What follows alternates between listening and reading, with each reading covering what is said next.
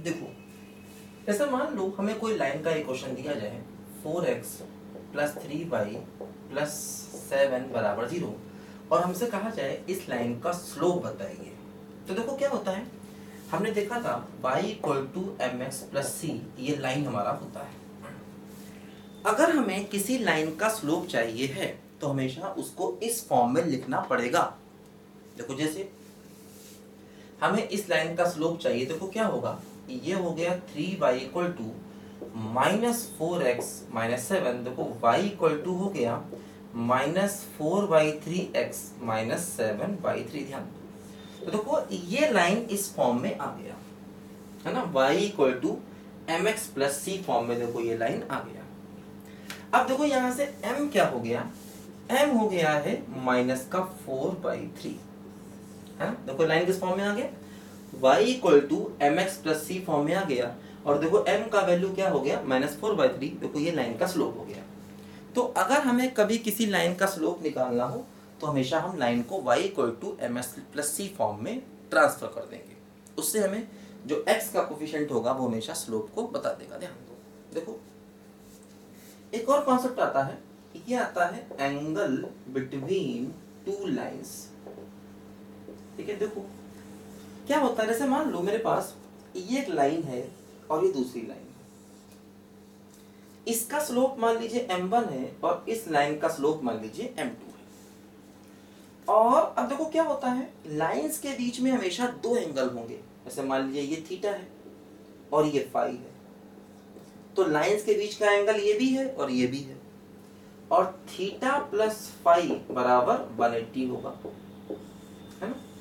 देखो मैंने पहले ही बताया था आपको कि लाइंस के बीच में हमेशा दो एंगल होंगे, चाहे 2D हो चाहे 3D, लेकिन वेक्टर के बीच में सिर्फ एक ही एंगल होता है। जैसे मान लो एक वेक्टर हमारे पास ये है और देखो एक वेक्टर ये है, ऐसे दो वेक्टर हैं, तो इन दोनों के बीच में देखो एंगल ये नहीं माना जाएगा, इस वेक्टर को दूर बढ़ाइए ऐसे, तो इन दोनों के बीच में देखो हमेशा ये वाला एंगल होगा, ये वाला, मतलब पॉइंट ऑफ इंटरसेक्शन से दोनों वेक्टर दूर की तरफ जाएंगे, वो एंगल मानेंगे दो वेक्टर के बीच का एंगल। ध्यान दो, है ना, पॉइंट ऑफ इंटरसेक्शन से दोनों वेक्टर दूर जाने चाहिए।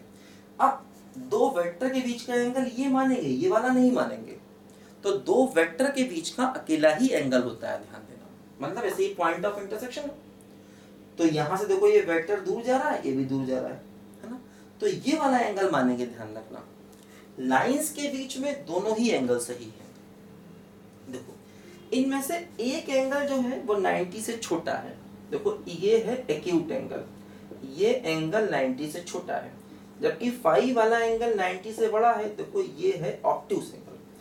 तो इसका स्लोप m1 है, इसका स्लोप m2 है, तो अगर हमें tan थीटा चाहिए, मतलब लाइंस के बीच का एक्यूट एंगल चाहिए, तो देखो इसका एक फार्मूला होता है mod of m1 - m2 upon 1 + m1 × m2।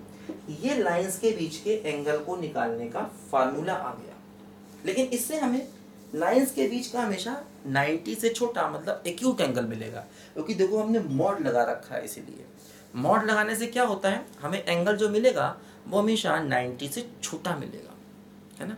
इसीलिए tan थीटा क्या हो गया, mod of m1 - m2 upon 1 + m1 × m2।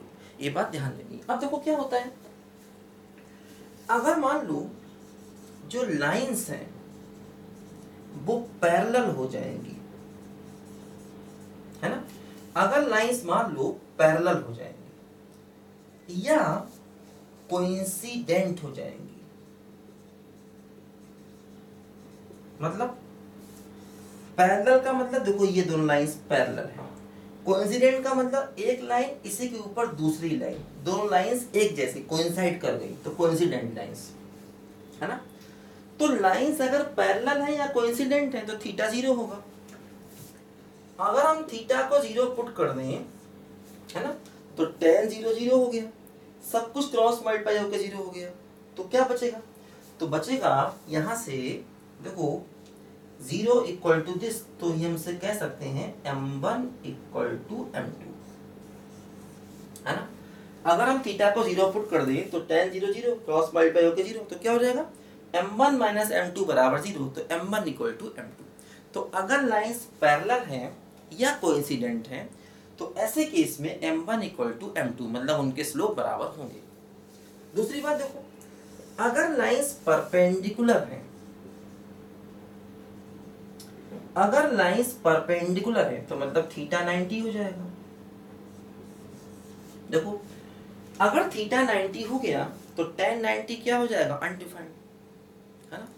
तो अनडिफाइंड का मतलब इसका डिनोमिनेटर 0 होना चाहिए। तो इसका मतलब अब यहां से हमको मिल जाएगा 1 प्लस m1 इंटू m2 बराबर 0, तो m1 इंटू m2 बराबर क्या हो गया बोलो, -1 हो गया, ध्यान दो, है ना।